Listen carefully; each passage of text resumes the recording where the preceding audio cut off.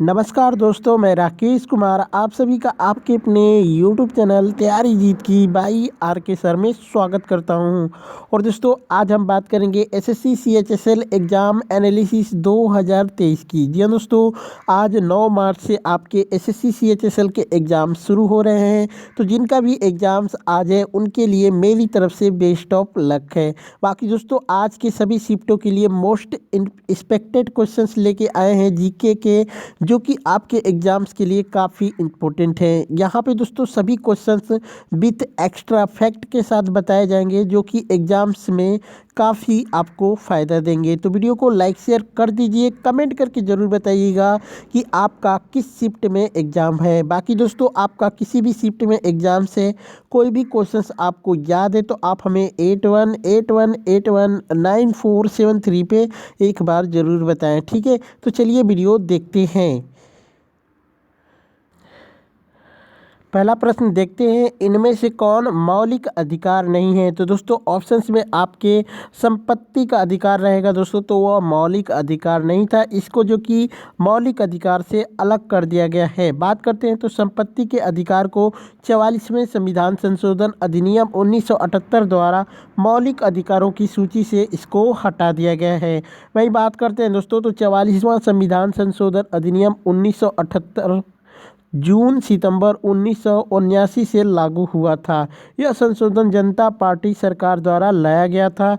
इस संशोधन ने जो कि 42वें संविधान संशोधन द्वारा प्रभावित कुछ परिवर्तनों को निरस्त कर दिया, कुछ को छोड़ दिया और परिवर्तनों का प्रावधान किया था। संपत्ति का अधिकार मौलिक अधिकारों की सूची से हटाया गया और एक सामान्य कानूनी अधिकार के रूप में एक नए अधिनियम 300 अनुच्छेद 300 ए में इसको रखा गया था, ठीक है। वही बात करते हैं दोस्तों, 41वां संविधान संशोधन अधिनियम जो कि 1976 में हुआ था। इस संशोधन अधिनियम को औपचारिक रूप से संविधान अधिनियम 1976 के रूप में भी जाना जाता है। इस अधिनियम ने राज्य लोक सेवा आयोग के अध्यक्ष और सदस्यों की सेवानिवृत्ति की आयु जो कि 62 वर्ष से बढ़ा के 60 वर्ष से बढ़ाकर 62 वर्ष कर दिया था।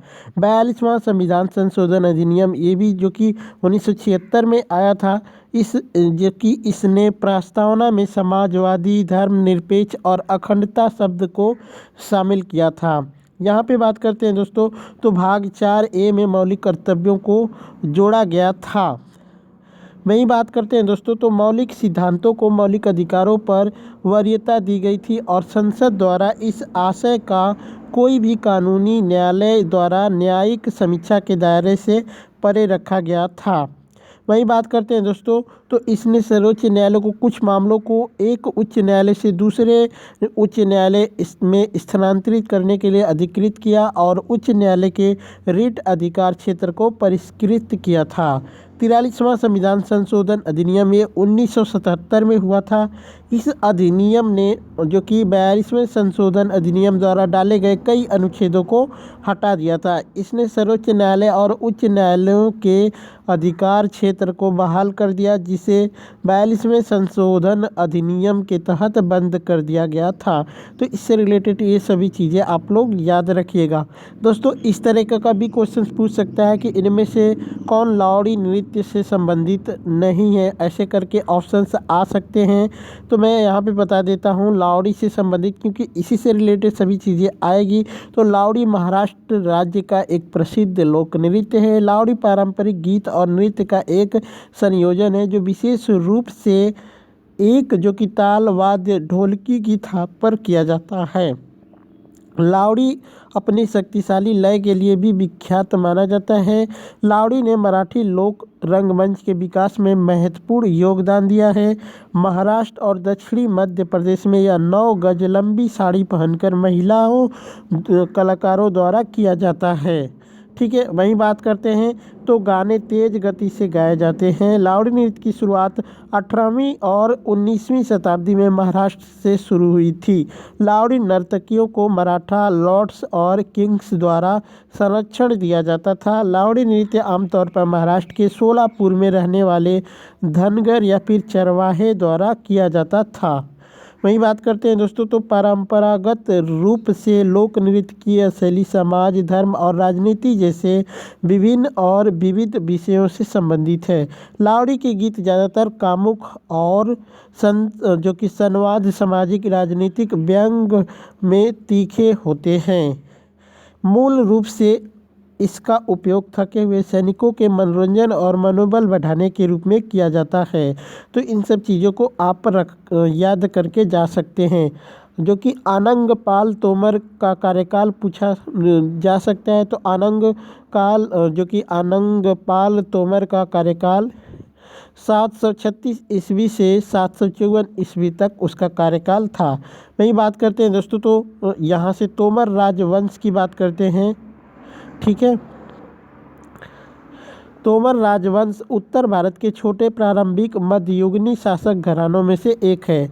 पौराणिक साक्ष्य हिमालय क्षेत्र में इसकी प्रारंभिक स्थिति बताते हैं।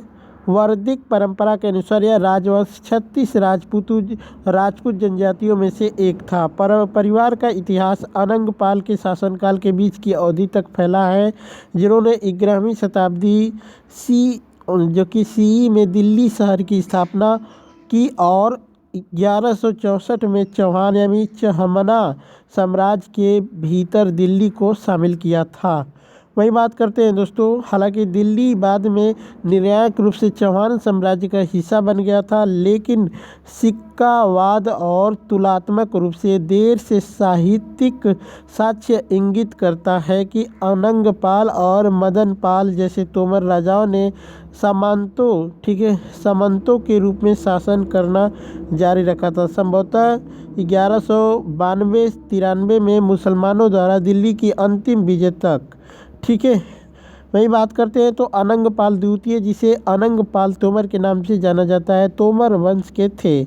अनंग पाल द्वितीय जो कि ढिलिक्कापुरी के संस्थापक थे, जो अंततः दिल्ली बन गया है। कुतुब मीनार से सटी मस्जिद कुआतुल इस्लाम के लोहे के स्तंभ पर दिल्ली के प्रारंभिक इतिहास के साक्ष्य खुदे हुए हैं। वहीं बात करते हैं दोस्तों, यहाँ पे परमार राजवंश की। तो परमार राजवंश एक भारतीय राजवंश था, जिसने 9वीं और 14वीं शताब्दी के बीच पश्चिमी मध्य भारत में मालवा और आसपास के क्षेत्रों पर शासन किया था।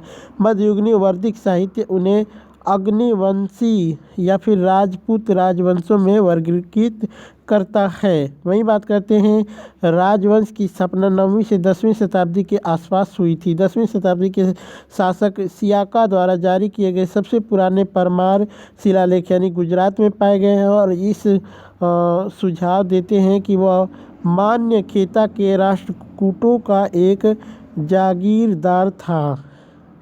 वहीं बात करते हैं, 972 ईस्वी के आसपास सियाका ने राष्ट्रकूट की राजधानी जो कि मान्यखेता को बर्खास्त कर दिया और परंपराओं को एक संप्रभु शक्ति के रूप में स्थापित किया था। ठीक है, बाकी दोस्तों सोलंकी वंश और इन सब वंशों के बारे में आप जान सकते हैं वीडियो के, जो कि इसका PDF फाइल हम दे देंगे। ठीक है, चलिए, एक प्रश्न आया था कि इनमें से किस वंश के शासक ने दिल्ली पर शासन नहीं किया था। सैयद वंश, खिलजी वंश, तुगलक वंश, ऐसे करके ऑप्शंस आ सकते हैं। तो मैं यहाँ पे दिल्ली वंश के सभी रिलेटेड शासकों का नाम बता देता हूँ, जैसे कि मौलुक राजवंश जिसका शासन था 1206 से 1290, खिलजी राजवंश 1290 से 1320, तुगलक राजवंश 1320 से 1414, सैयद राजवंश जो कि 1414 से 1451, अफगान लोदी राजवंश जो कि 1451 से 1526 तक था।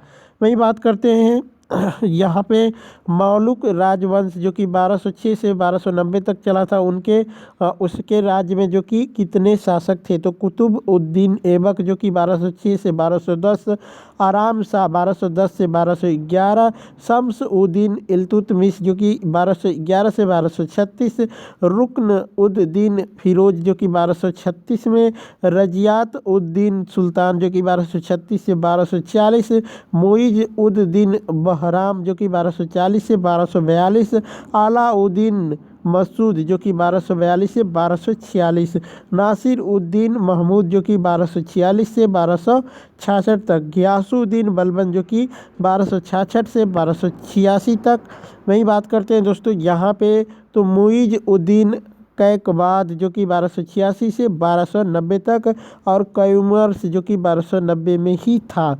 ठीक है, वही बात करते हैं खिलजी राजवंश की, जिसका कार्यकाल 1290 से 1320 था। तो जलालउद्दीन फिरोज खिलजी जो कि 1290 से 1296, अलाउद्दीन खिलजी जो कि 1296 से 1316 तक, और कुतुबुद्दीन मुबारक शाह जो कि 1316 से 1320 तक शासन किया था। बात करते हैं तुगलक राजवंश जो कि 1320 से 1414 तक था।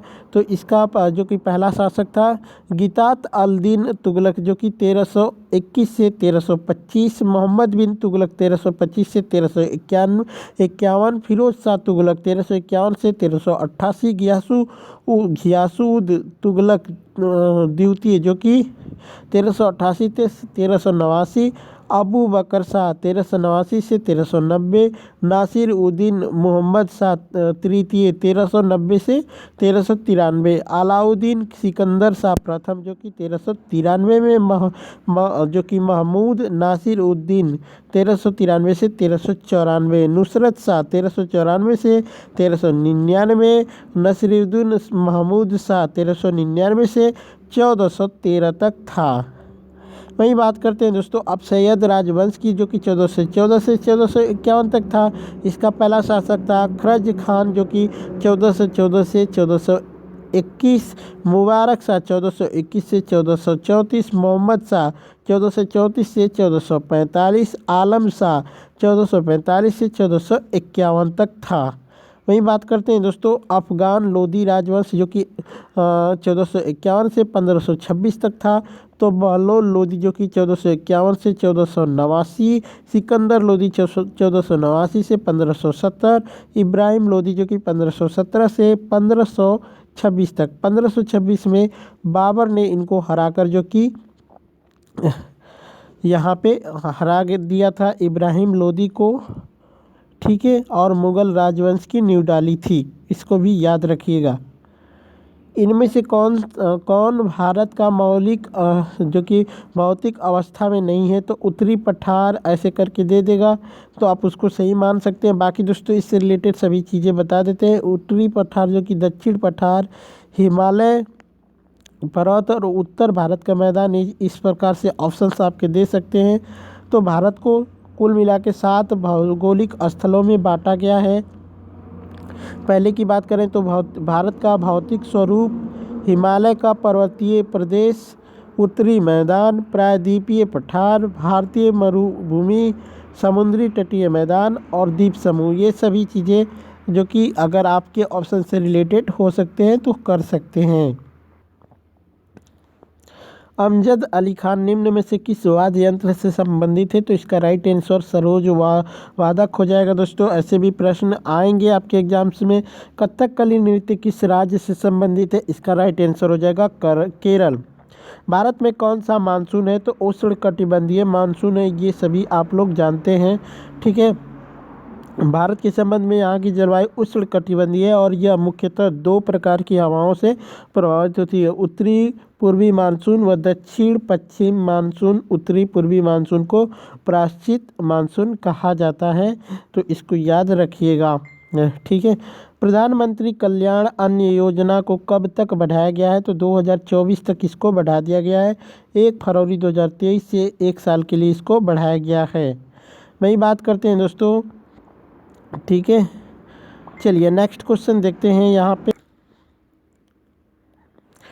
क्रिप्स मिशन के बाद महात्मा गांधी ने कौन सा आंदोलन शुरू किया था, तो भारत छोड़ो आंदोलन उन्होंने शुरू किया था। जी हाँ दोस्तों, द्वितीय विश्व युद्ध में ब्रिटिश युद्ध के प्रयासों के लिए भारतीय सहयोग प्राप्त करने के लिए मार्च 1942 में ब्रिटिश सरकार द्वारा क्रिप्स मिशन भारत भेजा गया था। इसकी अध्यक्षता ब्रिटेन में विंस्टन चर्चिल की गठबंधन सरकार के श्रम मंत्री सर रिचर्ड जो कि स्टैफोर्ड क्रिप्स ने की थी।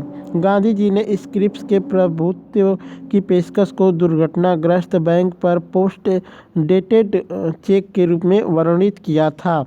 वही बात करते हैं दोस्तों, तो क्रिप्स मिशन एक विफलता थी क्योंकि यह कांग्रेस को ब्रिटेन के इरादों, जो कि किसी भी मामले में ईमानदार नहीं थे, के बारे में विश्वास देने में विफल रहा। न ही भारतीय नेतृत्व ने ब्रिटेन के युद्ध के प्रयास को समर्थन दिया। उसी वर्ष कांग्रेस ने मिशन की विफलता के कारण भारत छोड़ो आंदोलन शुरू कर दिया था। वही बात करते हैं दोस्तों, तो मुंबई का जो कि गोवालिया टैंक मैदान, जिसे अगस्त क्रांति मैदान के नाम से भी जाना जाता है, वह स्थान जहां महात्मा गांधी द्वारा भारत छोड़ो आंदोलन चलाया गया था।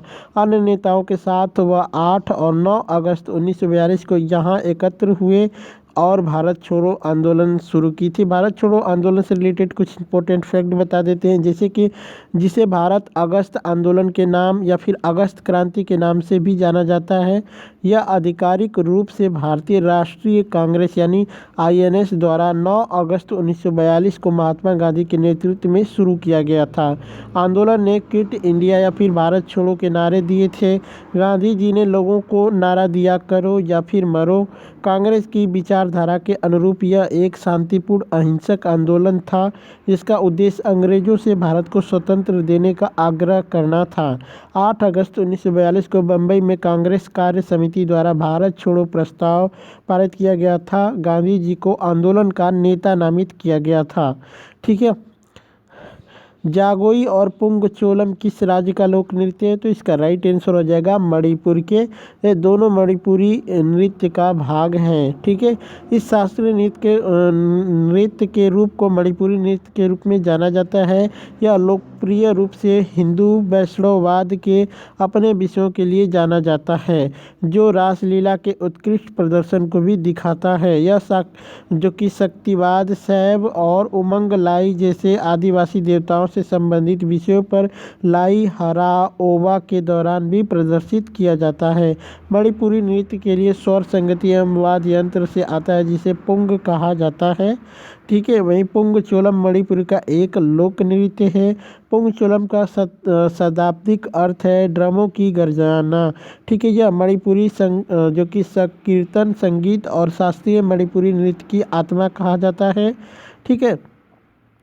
इस शैली में नर्तक एक ही समय में नृत्य करते हुए पुंग, हाथ से पीटे जाने वाले ड्रम का एक रूप बजाते हैं। यह नृत्य एक कोमल लय द्वारा चिह्नित किया गया है, जो धीरे धीरे एक गड़गड़ाहट चरमोत्कर्ष तक पहुंचा जाता है। यह मणिपुरी मार्शल आर्ट थांगता और सरित सरक से तत्वों से गुणों को उधार लेता है।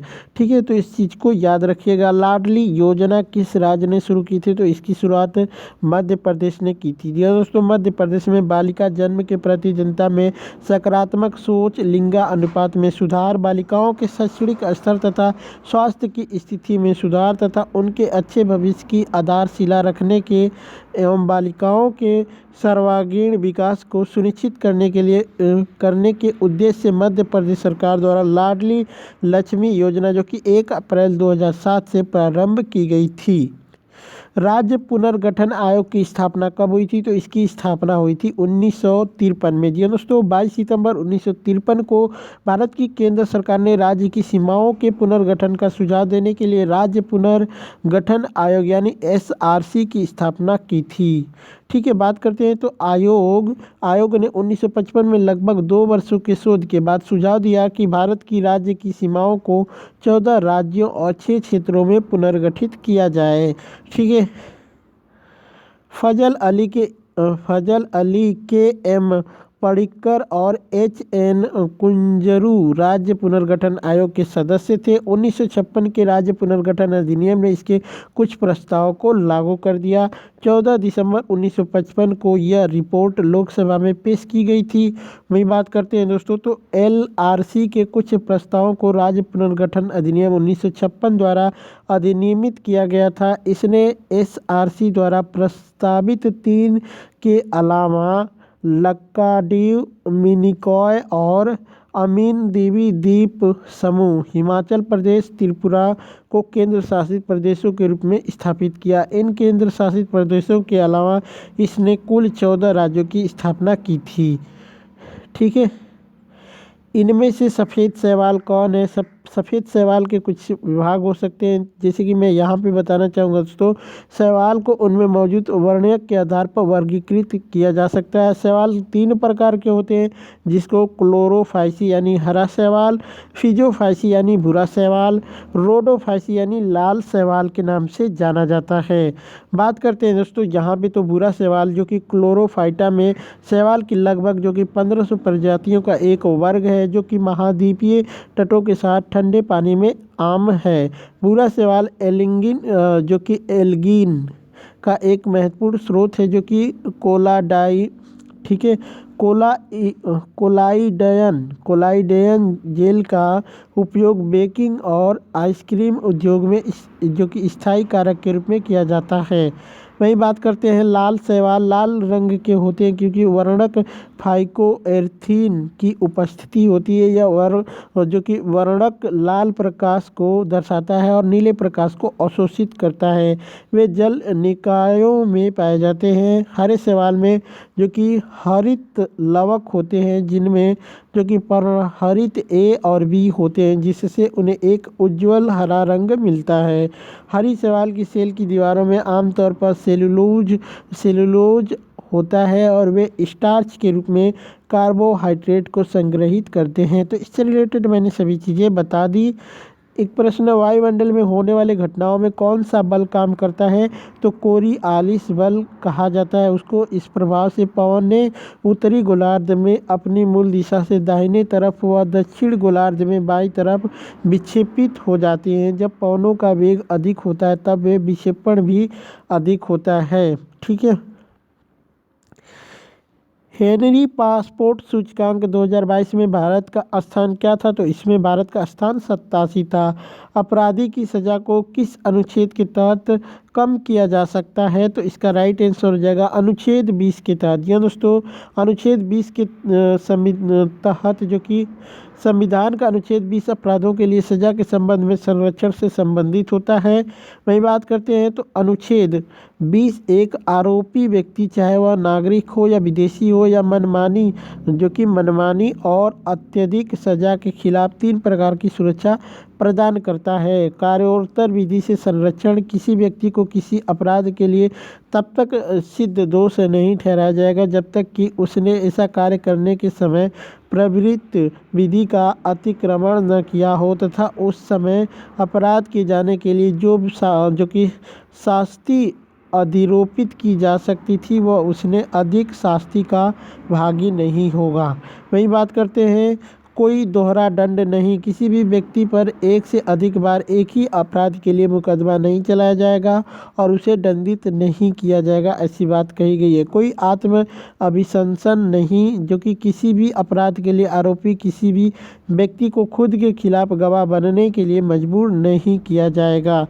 दोहरे दंड से सुरक्षा कानून की अदालत या फिर न्यायिक न्यायाधिकरण के समक्ष जो कि कार्रवाई में ही उपलब्ध है। ठीक है। वही बात करते हैं दोस्तों, तो भारत के संविधान अनुच्छेद 72 के तहत राष्ट्रपति के पास क्षमा करने, लघुकरण करने, परिहार करने, विराम और जो कि प्रविलंबन करने की शक्ति प्रदान है। क्षमा मतलब क्षमादान में क्या होता है कि राष्ट्रपति किसी भी दोषी व्यक्ति की सज़ा को माफ़ कर सकता है और उसे उस स्थिति में ला सकता है जहां उसके सभी अपराध कामों में कोई सज़ा नहीं होगी। अनुच्छेद 72 के तहत राष्ट्रपति की क्षमादान की शक्ति का दायरा अनुच्छेद 161 के तहत राज्यपाल की क्षमादान शक्ति से अधिक व्यापक है, जो कि निम्नलिखित 2 जो कि तरीकों से भिन्न है। यानी राष्ट्रपति अनुच्छेद 72 के तहत क्षमादान करते हैं और राज्यपाल 161 अनुच्छेद के तहत। ठीक है। यहाँ पे कोर्ट मार्शल जो कि कोर्ट मार्शल के तहत क्षमादान देने की राष्ट्रपति की शक्ति उन मामलों में विस्तारित होती है जहाँ सजा या फिर दंड कोई मार्शल द्वारा होती है, लेकिन अनुच्छेद 161 राज्यपाल को ऐसी कोई शक्ति प्रदान नहीं करता है। मौत की सज़ा, राष्ट्रपति उन सभी मामलों में क्षमादान दे सकता है जहाँ दी गई सज़ा मौत की सज़ा है, लेकिन राज्यपाल की क्षमादान शक्ति मौत की सज़ा के मामले तक विस्तारित नहीं होती। लघुकरण मतलब राष्ट्रपति कठोर सज़ा के स्थान पर व्यक्ति को कम सज़ा दे सकता है। ठीक है, वही बात करते हैं परिहार शक्ति का। तो इस शक्ति का विमोचन करके राष्ट्रपति कारावास की अवधि को कम कर सकता है। विराम, इसमें राष्ट्रपति कुछ मामलों पर विचार करता है और अपराधी की सज़ा को कम करता है। प्रविलंबन, मौत की सज़ा के मामले में राष्ट्रपति सज़ा को दबा या फिर टाल भी सकता है। ठीक है, अनुच्छेद 21 जो है किससे संबंधित है? तो भारतीय संविधान में जीवन का अधिकार इसको कहा जाता है। तो भारतीय संविधान का अनुच्छेद 21 कहता है कि किसी भी व्यक्ति को विधि द्वारा स्थापित प्रक्रिया के अतिरिक्त उसके जीवन और व्यक्तित्व स्वतंत्रता अधिकार से वंचित नहीं किया जा सकता है। चंदेरी का युद्ध कब हुआ था? तो चंदेरी का युद्ध जो कि यहाँ पे बात करते हैं तो 1528 में चंदेरी के युद्ध में बाबर ने राजपूतों को हराया था। तो यहाँ पे आपका राइट आंसर 1528 हो जाएगा। चंदेरी का युद्ध राणा सांगा के प्रमुख सहयोगी मेदिनी राय 1528 में बाबर के बीच लड़ा गया था। इस लड़ाई के साथ राजपूताना में प्रतिरोध पूरी तरह से बिखर गया था। इस लड़ाई के बाद चंदेरी बाबर के पूर्ण नियंत्रण में आ गई क्योंकि उसने लड़ाई जीत ली थी। पानीपत की प्रथम लड़ाई कब हुई थी? तो 1526 में पानीपत की प्रथम लड़ाई जो कि बाबर और इब्राहिम लोदी के बीच में लड़ा गया था। ठीक है, पानीपत की दूसरी लड़ाई 1556 में लड़ी गई थी दोस्तों, और पानीपत की तीसरी लड़ाई जो कि 1761 में लड़ी गई थी। ठीक है, तो बाकी दोस्तों यही सब क्वेश्चंस मैं आपके लिए लेके आया था जो कि आपके एग्जाम्स के लिए काफ़ी इंपॉर्टेंट है। बाकी वीडियो कैसी लगी कमेंट करके ज़रूर बताइए। चलिए चलते हैं, मिलते हैं नेक्स्ट वीडियो में, तब तक के लिए जय हिंद जय भारत।